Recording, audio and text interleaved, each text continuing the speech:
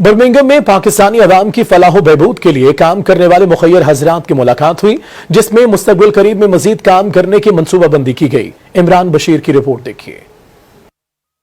برطانیہ میں مقیم پاکستانیوں کی فلاحی تنظیمیں کورونا سے متاثرہ پاکستانی علاقوں میں مالی امداد فراہم کرنے کے ساتھ ساتھ طبی سامان بھی تقسیم کر رہی ہیں۔ آزاد کشمیر اور پاکستان میں فلاحی کام کرنے والے ادارے القیوم فاؤنڈیشن کے بورڈ آف ڈائریکٹر اور مخیر حضرات کی اہم ملاقات ہوئی، جس میں مستقبل کے منصوبے پر بات ہوئی۔ اس موقع پر دیہی علاقوں میں آنکھ کے علاج کی سہولیات فراہم کرنے کا فیصلہ بھی کیا گیا۔ فلاحی ادارے کے چیئرمین راجہ عبدالقیوم اور ولید صدیقی نے میڈیا سے گفتگو کرتے ہوئے کہا کہ تنظیم دیگر سہولیت کے ساتھ ضرورت مند طالب علموں کی تعلیم کے اخراجات بھی اٹھا رہی ہے۔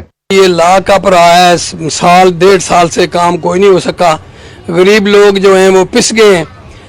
یعنی سب سے زیادہ جو ہے وہ فوڈ پیکیجز کی ضرورت ہے تاکہ ہم ان کی مدد کر سکیں، تاکہ بندہ کوئی بھوکا نہ رہے۔ جو لوگ پیسے دیتے ہیں اللہ ان کے پیسے قبول بھی کرے اور ان کے پیسے جو ہے اچھی جگہ نیک جگہ لگ جائیں اور ان کے مال اور اولاد میں برکت بھی ہو۔ آزاد کشمیر کے اندر کافی کام کر رہے ہیں، تو اس حوالے سے میں یہ سمجھتا ہوں کہ جو ادھر کے لوگوں کی ریکوائرمنٹ ہے اور اس کو وہ بہت اچھے طریقے سے دیکھ رہے ہیں۔ برطانیہ میں قائم فلاحی اداروں کی پاکستان کے اندر غریب و نادار لوگوں کی مشکلات کو کم کرنا یقیناً اوورسیز پاکستانیوں کا وطن کے ساتھ محبت کا اظہار ہے۔ لاک ڈاؤن کے بعد مالی مسائل میں اضافہ ہوا ہے، حکومت کے ساتھ فلاحی ادارے بھی ان مسائل کو حل کرنے میں پیش ہیں۔ Imran Bashir, UK44، Birmingham.